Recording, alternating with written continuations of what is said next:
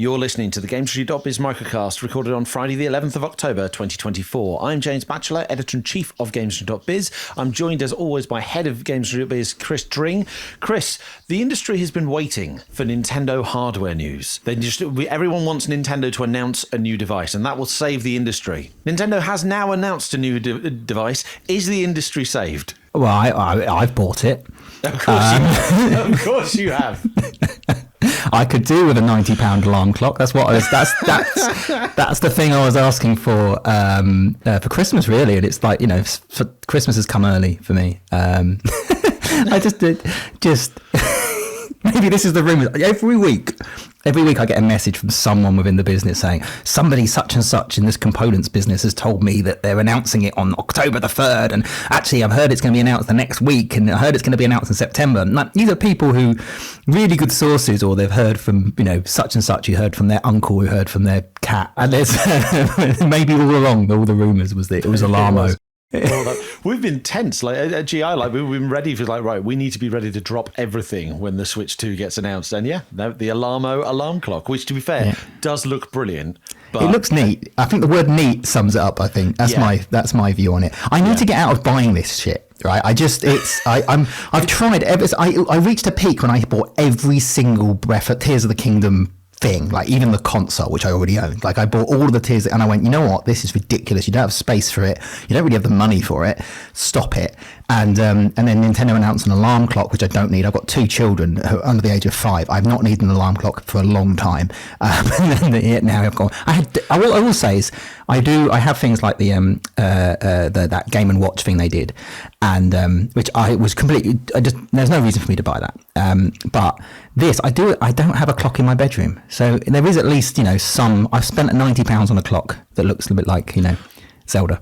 I did consider passing this off as I was a purchase for the kids, but the entire house doesn't need an alarm clock because my son wakes up anywhere between 4 and 6 every day. He is our alarm clock. Yeah. He's the human alarmo. I will do my review when it turns up. You'll get my full review. We'll have a podcast special, Microcast special, dedicated to Alarmo. Yeah. Excellent. Looking forward to that. In the meantime, we're going to be talking about the biggest stories from the past week. We're going to be starting with the big one. Roblox has been facing allegations from a new report that it is inflating its metrics for investors and failing to protect minors. I'm not going to go into too many details, like too many specifics, because the article's on the site. And if you actually read the Hindenburg research report, they did like a long list of bullet pointed takeaways from the start. But the very, very, very short version is Hindenburg Research, which is an investment firm in the US, claims that Roblox is inflating 2 key metrics. So the number of daily active users or people on its platform and the number of engagement hours, largely through things like individuals having multiple accounts or bot accounts, which are just programmed to just sit on Roblox and not actually play or whatever. They're also Roblox are also accused of keeping 2 books, so keeping 2 financial records, one that's real and lets them make business decisions, and one that is for investors, and that's obviously the inflated metrics, allegedly inflated metrics, and then the usual complaints, understandable complaints that Roblox is, and I quote, an X-rated paedophile hellscape. Roblox has refuted some of these claims, not as effectively as they think they have, and they're pushing the whole Hindenburg is known for being an activist short seller, and they're saying that they've got an agenda of their own. I think that's kind of regardless, because the Hindenburg report it's irrelevant whatever Hindenburg's agenda is, because this is just resurfacing ongoing complaints about Roblox, certainly when it comes to child safety, and then just conflating it with even more ones, like lying to investors and financial misdirection, and just good lord. Yeah, I mean, I did look into it. I'll be honest with you, we live in a world where these sort of user metrics are quite complicated, right? When you say you've got X amount of users and you go, well, how many of those are real and how many of those here's the thing, I don't think any investor really, it matters. I think what matters is what does that translate to on the bottom line, and what does that translate to in terms of overall business growth. And if I don't think there's necessarily. It is just it's ongoing. We've always had that conversation around that. It's not really been the thing I think Hindenburg was hoping it to be, because it's not really done much. It did initially do something to the share price, and then it it's rallied, and I think most people have sort of agreed with Roblox, and that they have an agenda, and they're sort of making a big deal of something that we all sort of all knew about, and investors seem broadly okay with. The thing for me is what I've always said this about these sort of businesses that rely on children is for their growth and for their success is you've really got to do things right. And I'm always a bit anxious when you've got a business, whether it's a social media or a Roblox or even things like loot boxes and stuff. It's not in any company's financial best interest, or at least they're in shareholders' best interest for them to do something about that, right? But it is in terms of their long-term success, right? So, I appreciate that if they did, Roblox had a lot more, were a lot harder and a lot more controlling over what goes on their platform, that it would potentially impact their user numbers and their revenue. But I think it would help with their longevity, because that's what success really is, right? It's how long a company, how long anyone, how long you can be successful for. And you look at someone like Nintendo that are like paranoid about online gaming, right? They will never, they don't want the word paedophile and Nintendo going side by side will be a horrifying situation for them. And I just think with Roblox, it's like this stuff. I think this is a miss for Hindenburg. I think Roblox have weathered this, or at least the signs are so far that it has. But I think it's another warning that they ought to be looking at their house in terms of what they're doing. They're not the first to do it. There's been media reports on this for a while. It's not a new complaint, some of this stuff, but. As you quite rightly said, what they're saying isn't necessarily inaccurate, even if they are just trying to tank the share price so they can make a bit of money. I was actually reading an article by our former managing editor, Brendan Sinclair. He's got a great blog over at the Unlosing Writer, and he was writing about Roblox. I miss that man's work. It is absolutely superb. But he quite rightly pointed out, you saying that these companies need to get it right. The issue is that there isn't the incentive for them to get it right, because, as he kind of points out, Roblox the business is entirely built on growth metrics. It's never turned a profit, so it secures more investment, it gets more attention and so forth by continually growing and growing its platform, growing its audience, reaching into new markets and reaching into platforms and so forth. If you were to tackle these things like bots, like sexual predators and so forth, if you're actually removing these things from your audience, then you are potentially damaging your metrics. You're reducing remove the bots and you have fewer daily active users. And so the two things are at odds. The company is built entirely around growth, but growth requires them to do their job properly. Yeah, but I mean, once you've done that, once you've fixed the bots, right? Sure, your next metrics are going to look poor, but the following ones will be back again. You would hope so. But it is the thing with this is the point. It's like, yes, it might. We're talking about short-termism here, right? So I agree with what Brendan's saying in that it will hurt their short-term metrics, but Roblox, particularly a thing like Roblox, it's built on the trust of parents, right? Parents are going to go, I don't want our kids playing on this because it's damaging and dangerous to them. That perception is going to have a much bigger impact upon their long-term health. If they see, I think of Habbo Hotel and all those sort of things. If things seem dangerous, the mums and dads will stop their kids playing with them, and that is, frankly, that's a concern, right? I think. What Roblox needs to get its house in order. It doesn't matter. It does matter, obviously, to shareholders if they have a bad year. But long term, I think in this, Roblox isn't a new business. It hasn't cropped up out of nowhere. It's been going for a long time.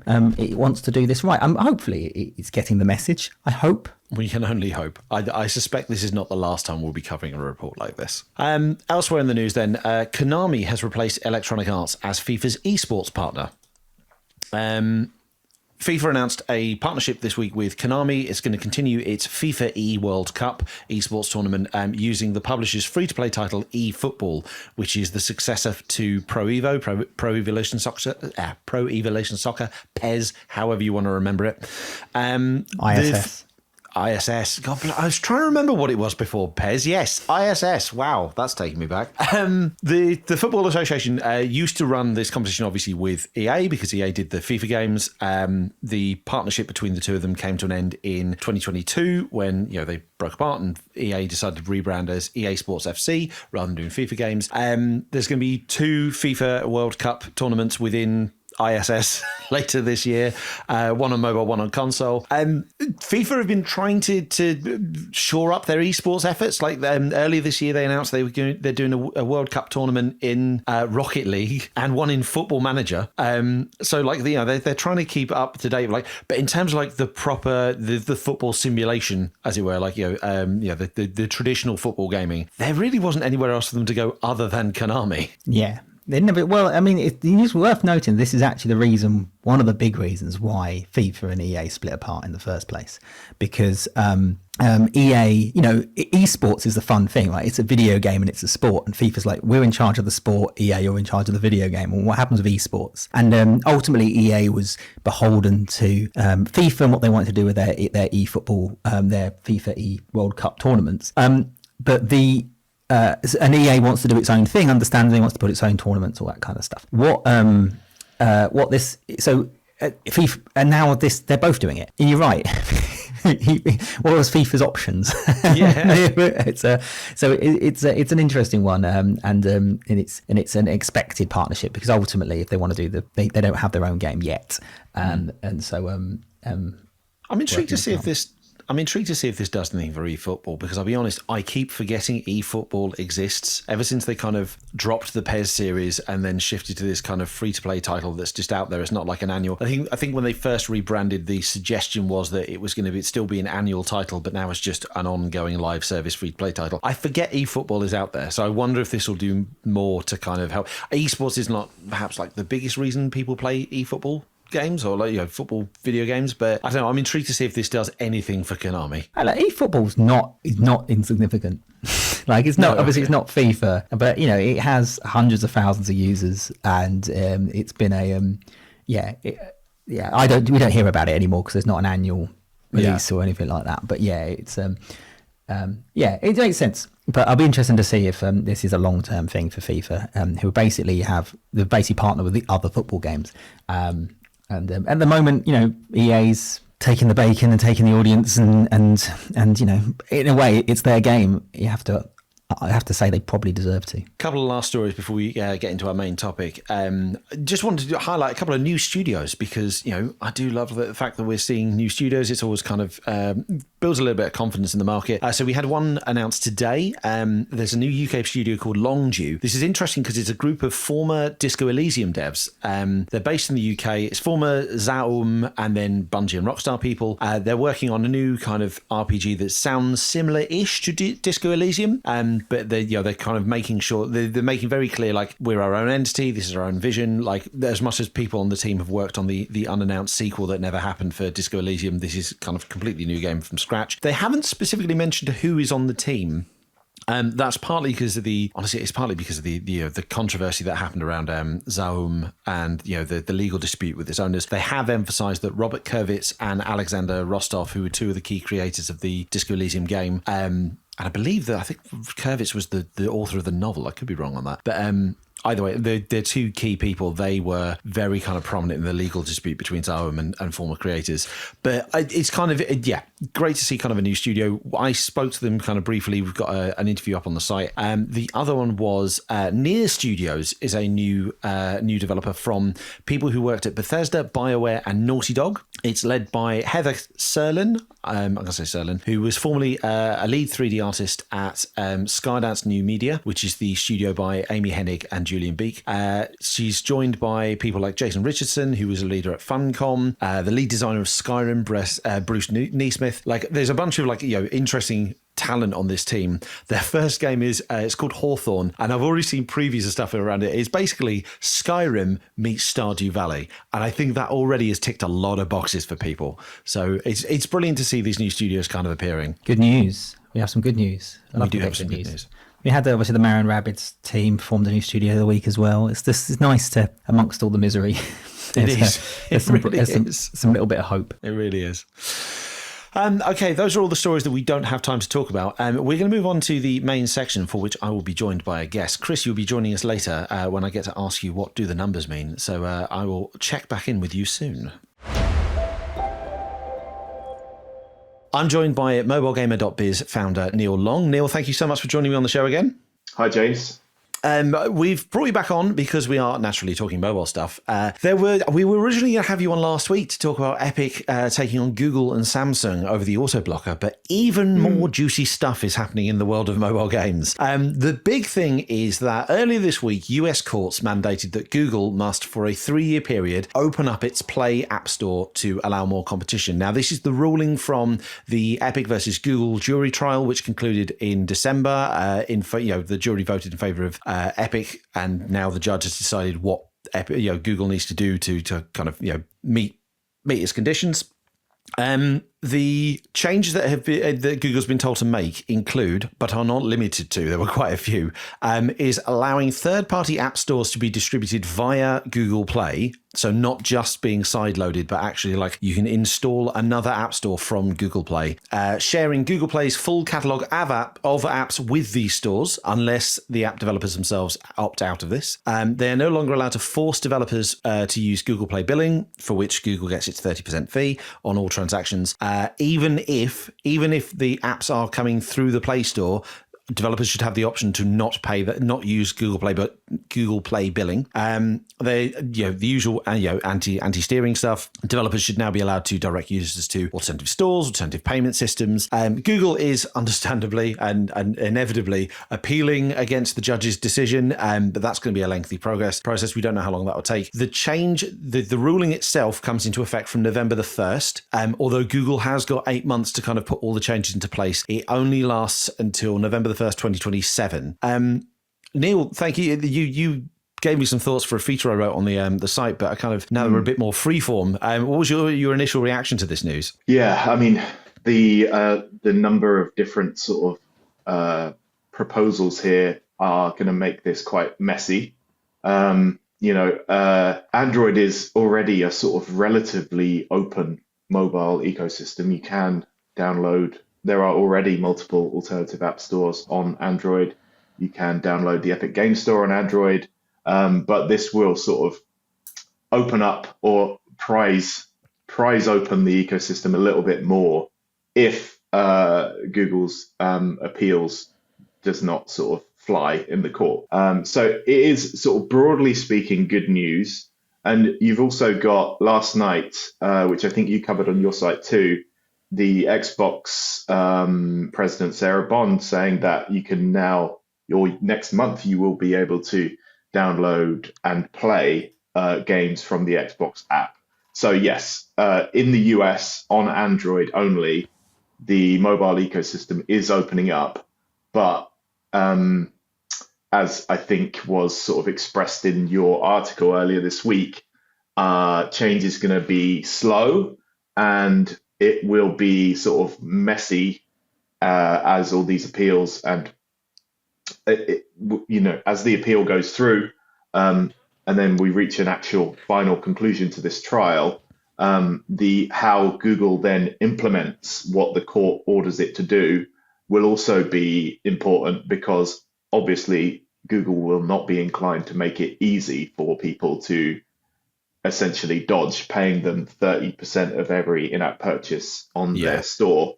If you think about the size of the US Android in-app purchase market, and you think about how many billions of dollars Google is getting from that market, from taking 30% of that market, this is a very, potentially a very expensive problem for Google.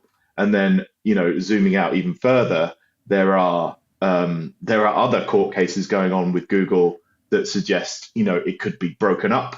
It could be forced to not be the default search engine on iPhones, things like that. So there's a lot of the sort of regulatory net is closing in on Google.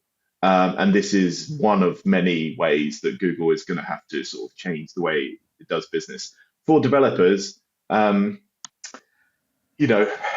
it's potentially a good thing. I think I've written this in my newsletter this week that for developers, it could be potentially a great thing if the new upstarts in the App Store Android race, Epic and Xbox, are out there incentivizing mobile game developers and publishers to put their games on those stores, and offering them like 0% commission or other incentives to make their games available on those rival stores. So it could be great. Like, it could be another case where, for a little while, Apple Arcade and Netflix were sort of paying a lot of developers to get their mobile games on their subscription services. This could be another little kind of windfall for game developers who are willing to move their, or sort of port their games over to the new stores. They might get financial incentives from Epic and Xbox. They might get other incentives. They might get like free featuring, free promotion. Anything could really happen. Like I say, it's quite messy. This is the sort of first sort of first sort of shot in the what you might call an app store kind of war that's going to be happening over the next 3 years.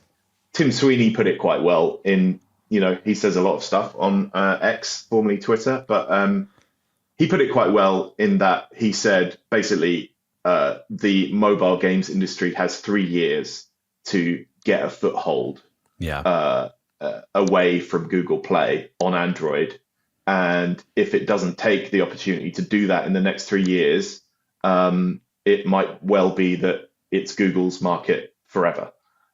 So the onus is really on the likes of Epic and Xbox, who are launching app stores on Android, to really make the most of this moment and make an impact, make it clear the developers to play the benefits to players for moving their games over, moving their sort of play patterns over. So if you're, for example, the obvious example is Candy Crush. Xbox now owns King, which obviously runs Candy Crush. If you're a Candy Crush player and you're spending, $10 a month on buying boosters and upgrades and things like that, that $10 a month moving over to Microsoft is potentially great. People play these games over a long period of time. Potentially that's worth a lot of money to Microsoft if they take more of that, if they dodge the Google 30%. But it needs to be very, very clear to players, what the benefit is to moving or sort of playing through a different store or paying through a different store. And also to developers, like I say, the incentives need to be super clear. So, it's going to be hard to break sort of player dynamics that have really taken root over the last 10 years. People are used to getting their apps and games through App Store and Google Play. And this might be the sign of things starting to change that. Yeah. It's interesting. Like, I mean, ever since Epic first, filed its lawsuit against Apple and Google, trying to, bring down the 30% tax or, 30% fee, this whole situation has had the potential, like, this could be massive, massive change. But every time something does change, I find myself, I think just the experience of covering this, I find myself thinking, like, I'm not sure that this will change because it is going to be too slow to do so. It's the 3-year limit that concerns me. And Tim Sweeney's right. They have just got 3 years for game stores and other rival stores to establish a foothold and make a significant dent in Google's business. That is not a long time. Epic Games has been trying to make a dent in Steam's business on a much more open platform since 2018. So that's 6 years? And I wouldn't say that they've made a significant chunk. I mean, the Epic game stores on PC seems to be doing okay, but it's not the go-to for people. Like, Steam is still dominant. And that's without any kind of resistance. I look at, Google's obviously appealing to this, and Google will make this as hard as possible. I look at what happened with Apple. Apple lost its... or lost one count of its case against Epic in the US, and the count it lost was the anti-steering mechanism. So, like, allowing developers to put in links and stuff to alternative payment platforms. It dragged its heel on that. It kind of paused and didn't make any changes while it was appealing, and I wouldn't be surprised if Google does the same thing. I mean, blimey, even in the EU, Apple was mandated by the EU by the new, is it the Digital Markets Act, to open up its stores a bit. And it's done that to an extent, but it's introduced a ton of other fees, like the core technology fee and all this. it's found ways to kind of make it, a much more turbulent process for developers and to an extent for players. And the more they do that, in the feature I wrote, with your comments, I also spoke to Piers Harding-Rolls from Ampere Analysis, and he said he was also referring to the fact this ruling is just for the US, the Google Play opening up is just for the US. You've got other stuff and other regulatory things happening in the EU and other jurisdictions.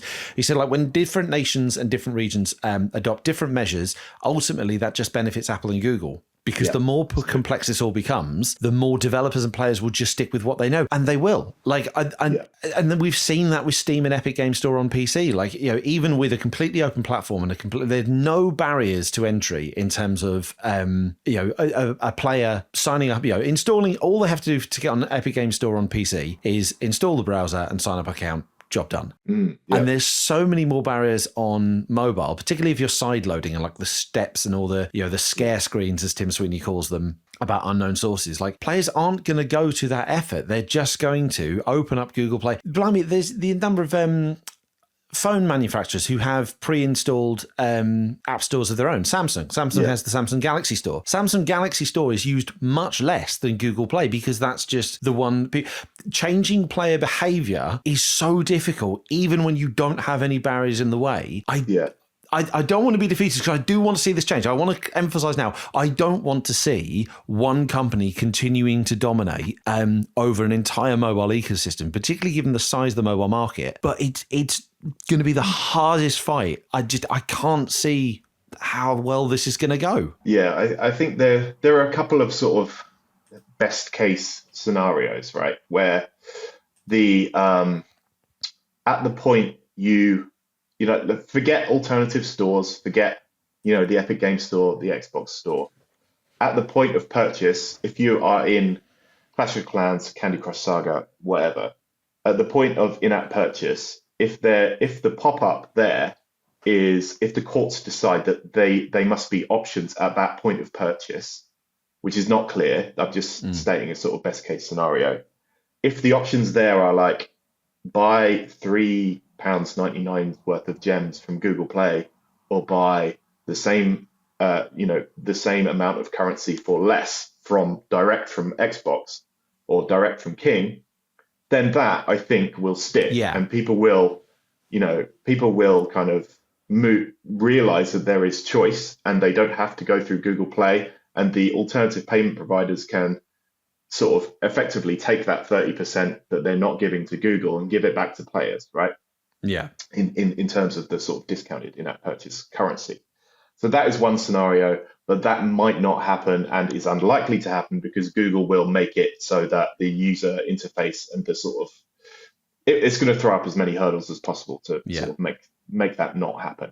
The other alternative is, the mobile games ecosystem in general really revolves around high spending players or whales or whatever you want to call them, right? Those players, in particular, are in sort of social casino apps, the kind of poker kind of slots games that you might see in the charts sometimes. Those high spending players are already being sort of tempted over to web shops, which are, you sign in as James Batchelor and you are a prolific online poker player. You put your account details into their web store, and then you buy in-app purchase currency through the web store, dodging the 30% entirely, right? So that stuff is possible right now on iOS and Android. And there are a load of sort of web store providers, Exola, Stash, Neon, FastSpring. There's loads of these new guys popping up, trying to offer these services to mobile game developers to dodge that 30%. And also, dynamic things like dynamic pricing, loads of sort of things that you do in the modern e-commerce realm that you just can't do on the app stores because they're sort of very basically old and very static pieces of software. So if it makes it easier for players to use web stores on Android in the US over the next 3 years, then that may also take hold. So that's an option too.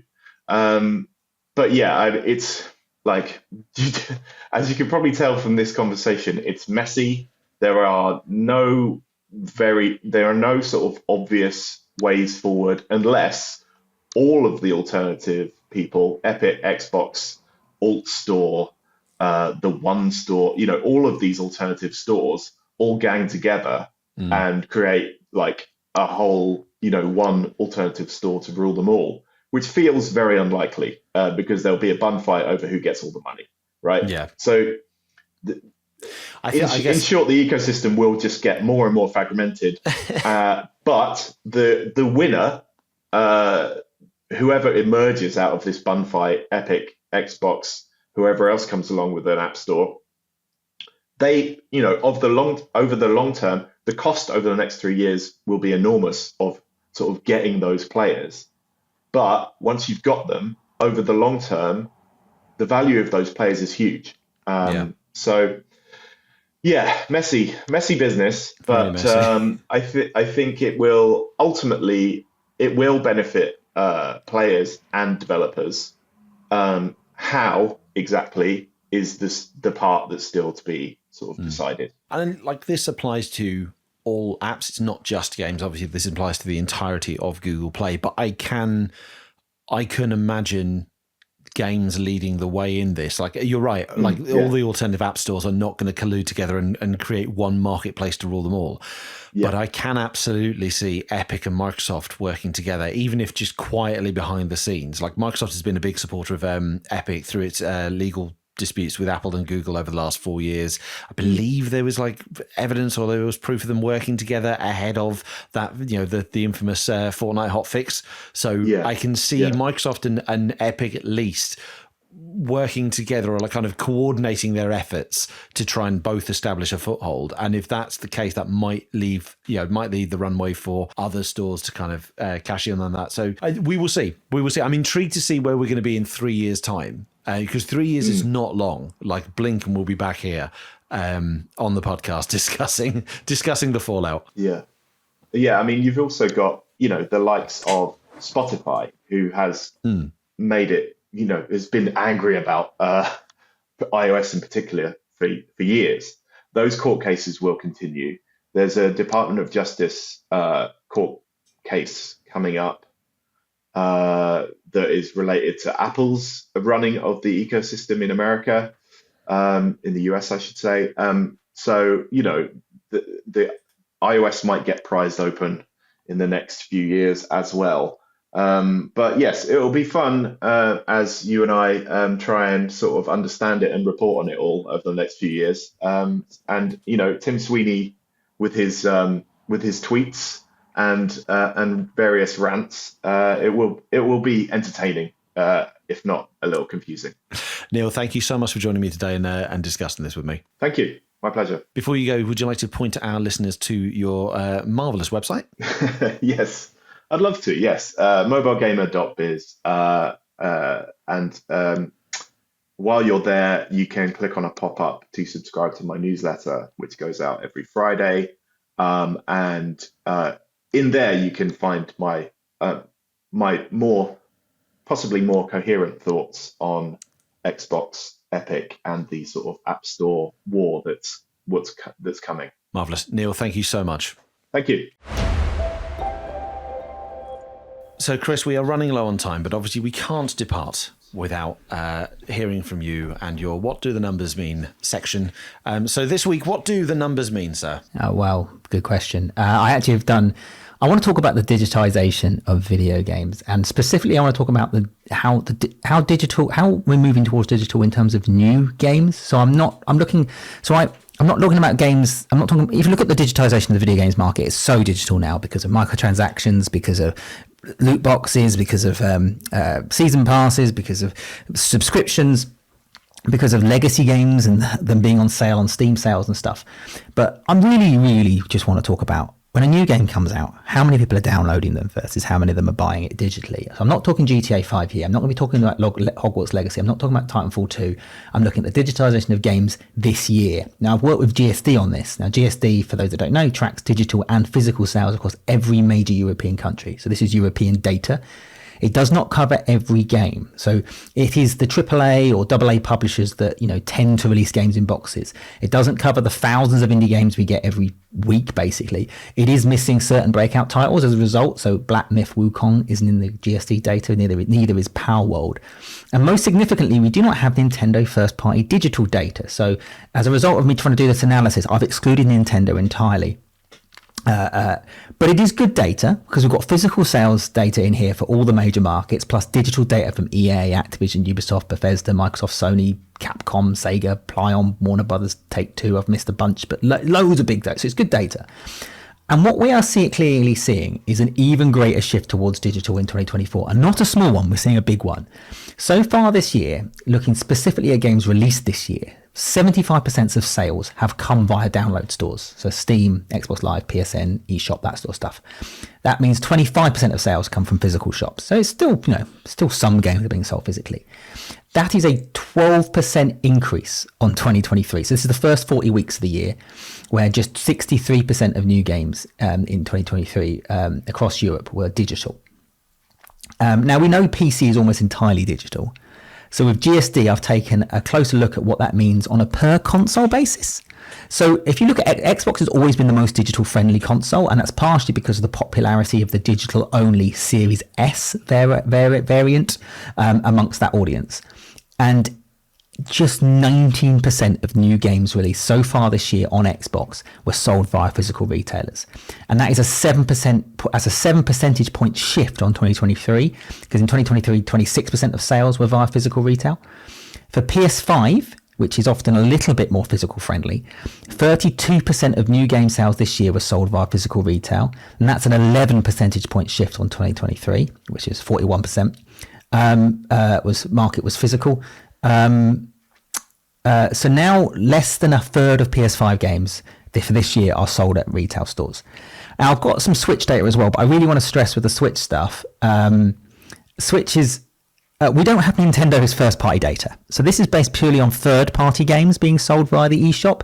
And when you look at what the biggest selling Switch games that aren't Nintendo games, you don't get a lot of big games. It's FIFA and Prince of Persia, basically. There are others in there.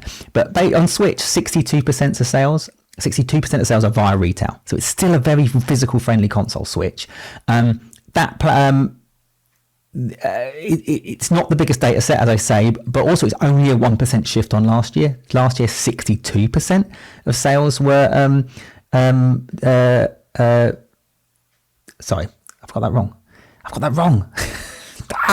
You're getting numbers wrong. I've not updated the figures, James. I need to start Switch again. Hang on, let me just double check what I sent to Sam. Too much data, that's the problem. Right. Okay. I also have data for Switch, which has always been the more physical friendly console. But all I'll say about Switch is we do not have Nintendo first-party data. Nintendo doesn't share first-party data. So this is purely based on third-party game sales on Switch. And there haven't been a lot of third-party games on Switch this year. So, a lot of big ones anyway. I think FIFA and Prince of Persia are the biggest two. It really goes to show we don't have a great data set here. And overall, there's only been a 1% shift and actually 1% shift in favor of physical. So it's not, Switch data is a little bit nebulous, but it just gives you, but the point, what it does show you is that actually when it comes to Switch, it is a physical friendly console. And for third parties in particular, they actually sell more games via physical than they do digital on that platform. So at least that highlights that. The exact figure though will vary. So overall, at least on PlayStation and Xbox, we're seeing quite the digital movement in 2024. So what's that about? Well, I thought I'd dig a little bit deeper. Sorry for those who are bored with numbers. This is going to go on. Brace yourself. There are signs that digital is continuing to grow. I don't think anyone's surprised by that. We were expecting digital to keep growing. And the best way I've decided to judge that is I took all the games that have annual releases, so sports games basically, EA Sports FC, WWE, F1, NBA, games like that.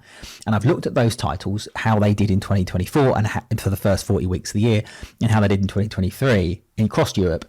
And there is a shift towards digital, but it's not a huge one. So it's like a 1 to 5% shift. Probably the average is about 2%. So there has been an increase. Some games have increased more than others. But it is, so we are seeing some increase from digital on those sort of games, but not massive. But the biggest reason for the shift, in my eyes, is to do with the makeup of the release slate.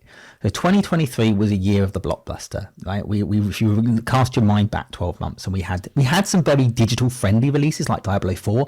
We also had very physical-friendly releases like Hogwarts Legacy, which was a big mainstream title, while games like Resident Evil 4 and Dead Island 2 and Star Wars Jedi Survivor, they're sort of single-player games. They often do a little better physically than the more multiplayer side of things. So you sort of had a more physical friendly year. If we look at 2024 by comparison, we've not had a lot of blockbusters at all.